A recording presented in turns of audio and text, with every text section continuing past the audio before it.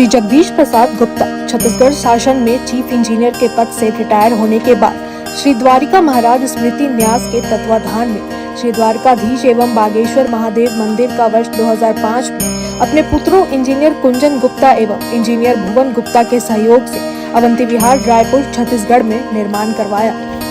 श्रीमद् भागवत कथा, राम कथा, गीता तत्व, वेदांत आदि के तात्पर्य को व्यासपीठ से कहने के कारण संतों द्वारा इन्हें आचार्य श्री जगदीश भी कहा जाता है। अपना संपूर्ण जीवन परमात्मा की सेवा में दिया उन्होंने परमात्मा भगवान श्री द्वारिकाधीश के दिव्य गुणों और कर्मों को लेकर अभी तक 15 ग्रंथ लिखे हैं, जिन ग्रंथों को भारतवर्ष के जगत गुरु और महापुरुष संतों के द्वारा आशीर्वाद प्राप्त हुआ है।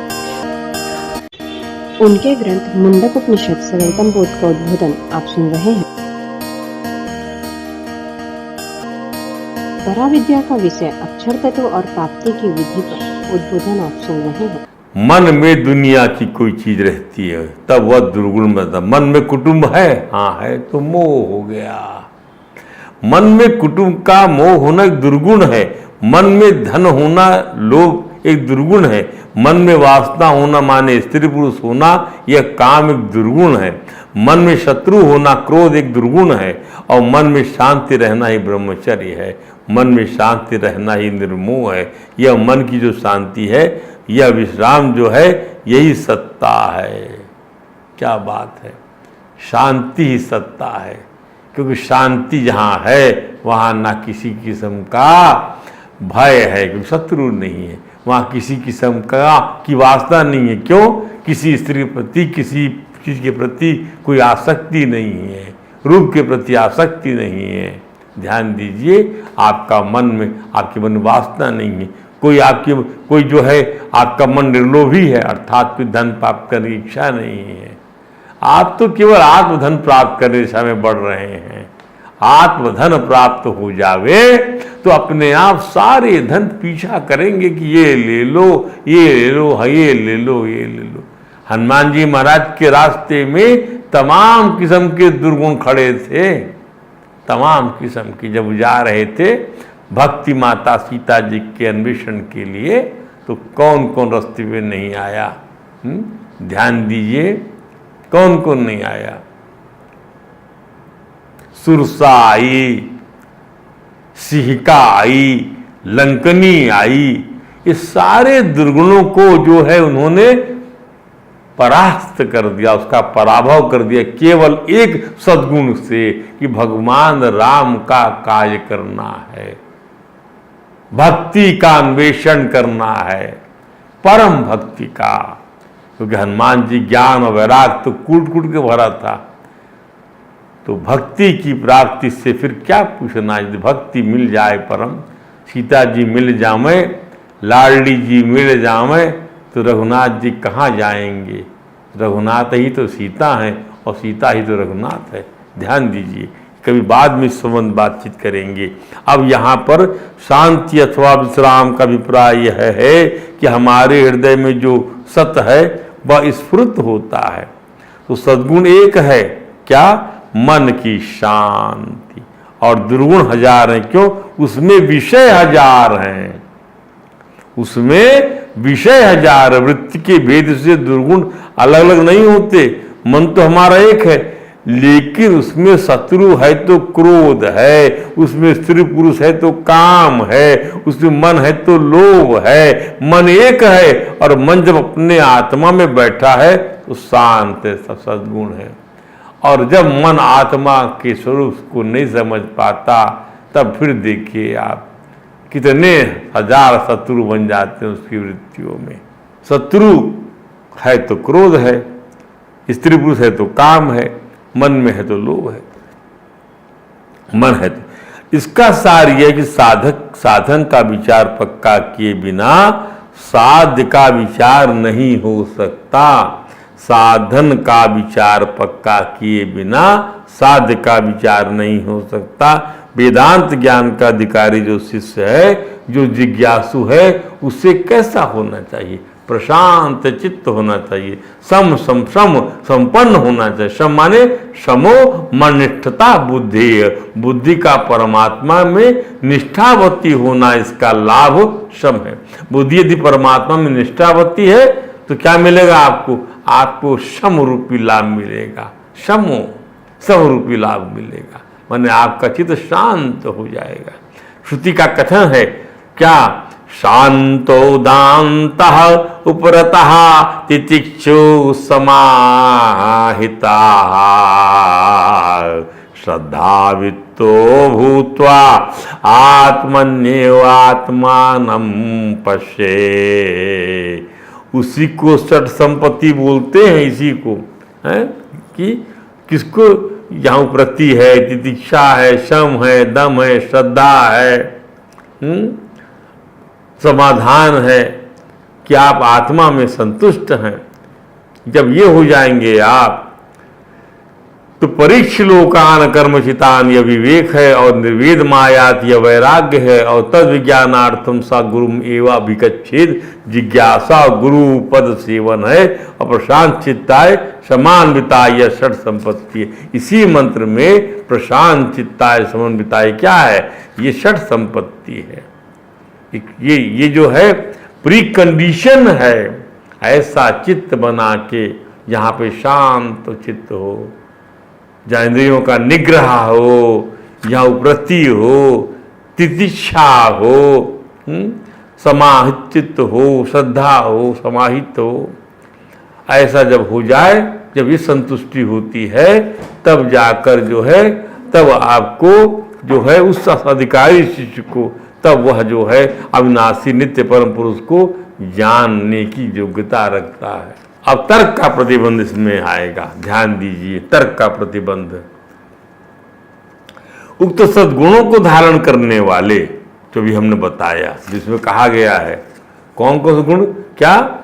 वह जो है गुरु प्रशांत चित्त, समान्वित है, वो ऐसे गुण यानी षट संपदा को धारण करने वाले, उक्त सद्गुणों को धारण करने वाले शांत चित्त शरणागत जिज्ञासु शिष्य को सद्गुरु उपदेश करते हैं कि वेदांत की इस खास बात को ध्यान में रखना होगा कि जीवन को तर्क के आधार पर नहीं छोड़ा जा सकता। जीवन can not be left only on the basis of the argumental approach.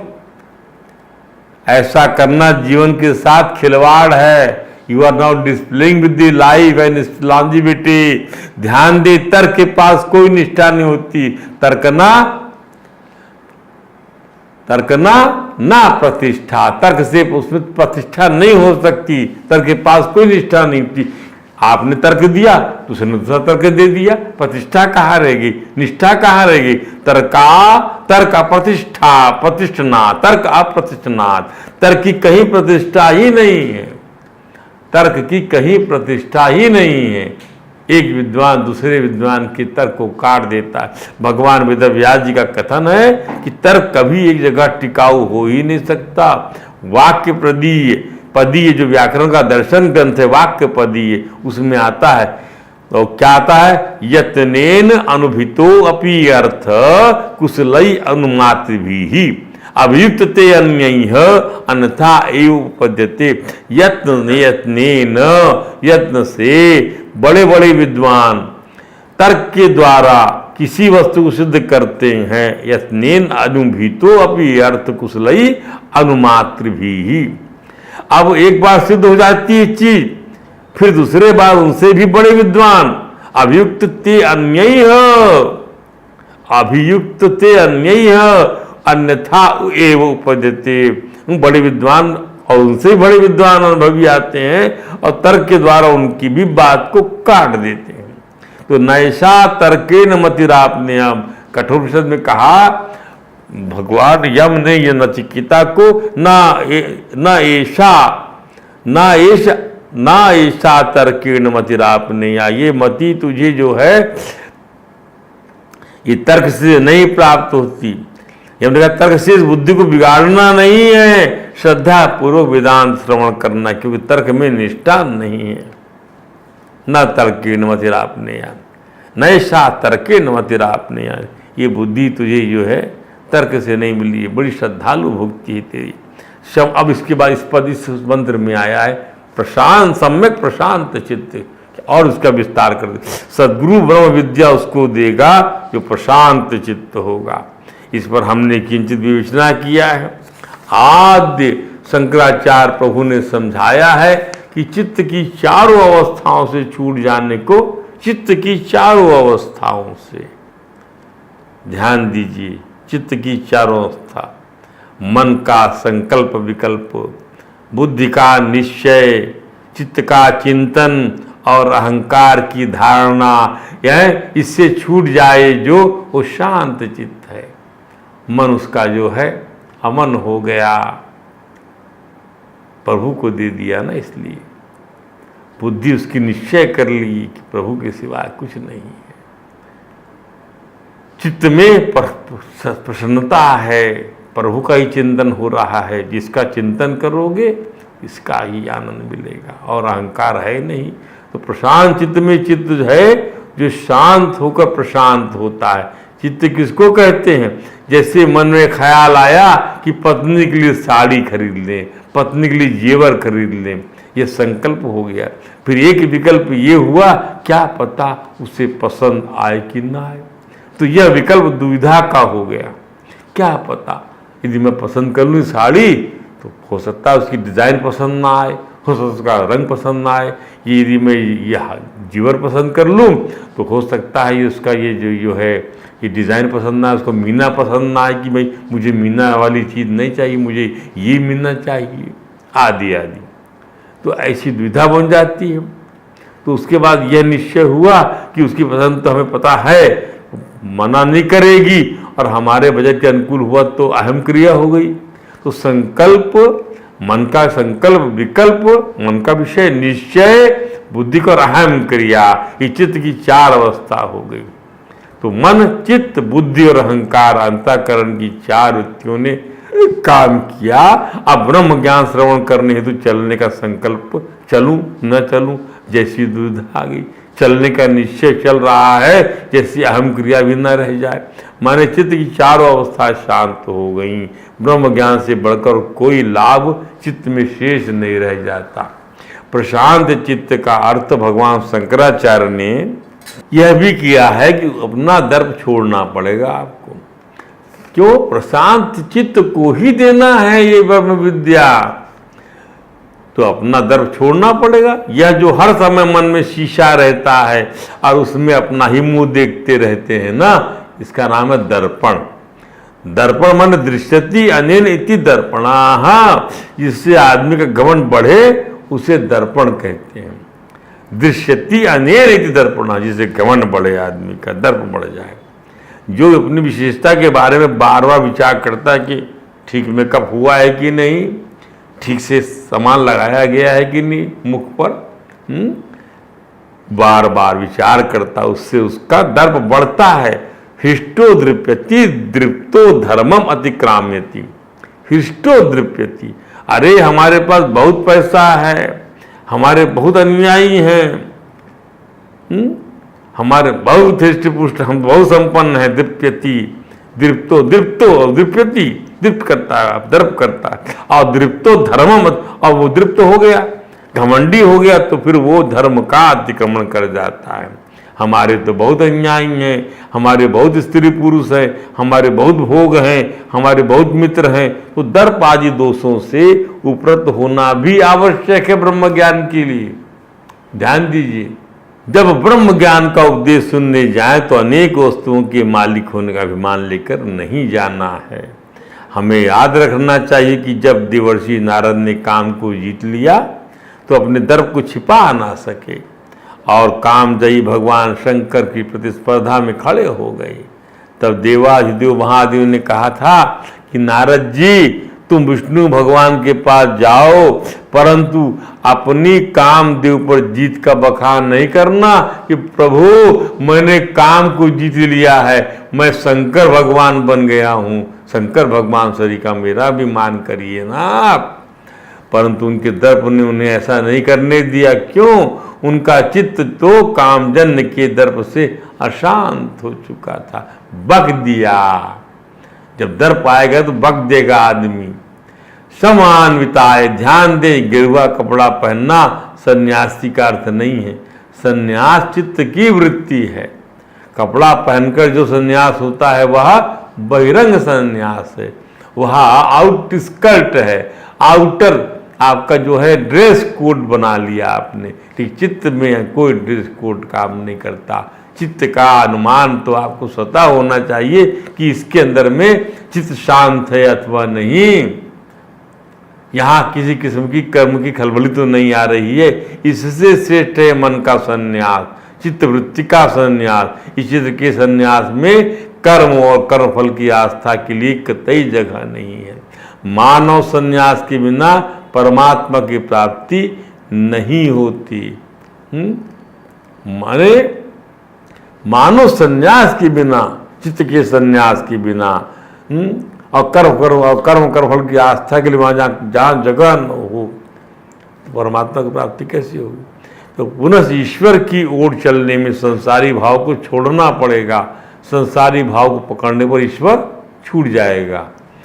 तो समान्वित का एक अर्थ और प्रतिपादित हुआ कि संसारी भाव छोड़कर ईश्वर की ओर चलें। अब इसी मंत्र को का आखिरी पद है, ये ना अक्षरम पुरुषम वेद सत्यम, यानी भगवान शंकराचार्य ने प्रशांत चित्ताए, प्रशांत चित्त के लिए समान्विताए, शम दम आदि षट संपदा को धारण करने वाले के लिए, और उपसन्नाय जो अपने गुरु के पास जाकर बैठता है और शंका नहीं करता। ध्यान दीजिए, कौन है वो उपसन्न? शंका, उसमें किसी चीज का मद ना हो, बुद्धि का मद न विद्या का, ऐसा वह उपसन्न हो। तो उसको जो है वह सब ओर से विरक्त भाव हो जाए।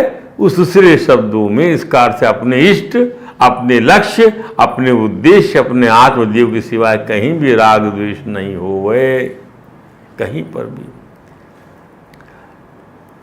अपने लक्ष्य के प्रति वह राग रखे, अपने इष्ट के प्रति राग रखे, अपने उद्देश्य के, अपने परमात्मा का आत्मदेव के प्रति राग रखे। ये लगन होनी, ये संलिप्तता नहीं है, ये कामना नहीं है। ध्यान दीजिए, जब वहाँ पर जो है ऐसा राग, वह ऐसा राग द्वेष उत्पन्न नहीं करता। राग तो वही दूषित है, वही खराब है जो द्वेष उत्पन्न करता हो, उसका विपर्य भी होता हो। पर प्रभु से जुड़ी हुई चीज़ों का कोई विपर्य नहीं होता। आनंद के साथ जोड़ लीजिए अपने आप को। वैराग की महत्ता अपने आप, किसी को वैराग होए तो वह ग्रहण नहीं किया जाता।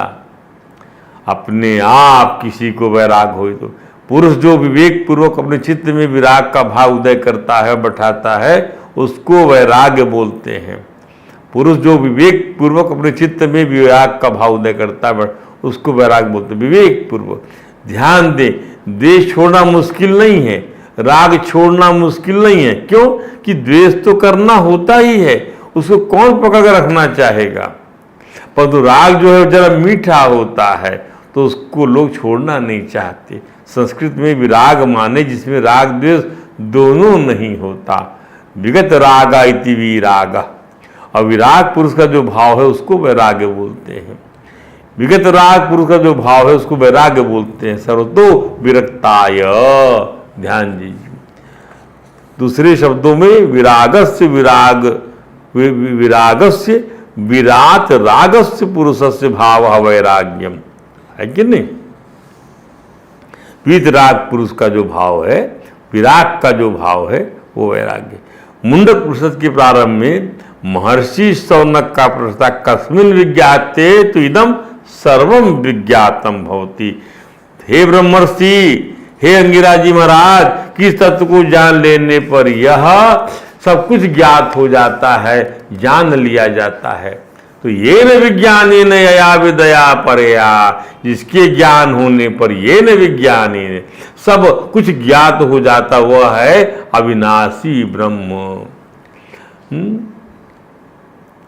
वह अविनाशी ब्रह्म जिससे जाना जाता है, उसी विद्या को पराविद्या कहता है। ये न विज्ञानी ने जिसके द्वारा जाना जाता है, या जिसके द्वारा, या जिस विद्या के द्वारा वो पराविद्या है, यया विद्या परया, ये न विज्ञानी ने। दूसरे शब्दों में जिस एक के विज्ञान से सबका विज्ञान हो जाता है, एक ऐसी चीज है जिसके विज्ञान से सबका विज्ञान हो जाता है। यह उपनिषद की खास विशेषता है कि एक का विज्ञान हुआ और कुछ भी अविज्ञान नहीं रहा, सब ज्ञान हो जाएगा।